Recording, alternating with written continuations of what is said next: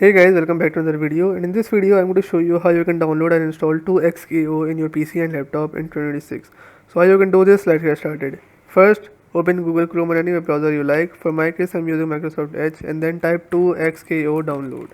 Then what you have to do is click on this first link and then click on download for Windows.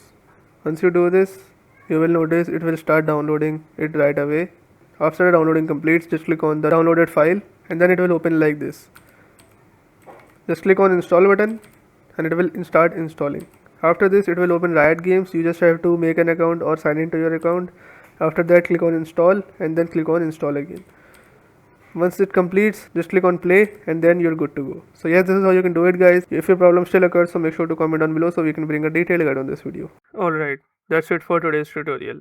I really hope this video helped you solve your problem or learn something new about your PC. My goal on this channel is to make everything about computers simple and easy. Whether it's fixing errors, downloading software or any game, boosting performance of any Windows or any game, or understanding new tool. If this video was helpful in any way, don't forget to hit the like button because it really motivates me to keep bringing you more useful content.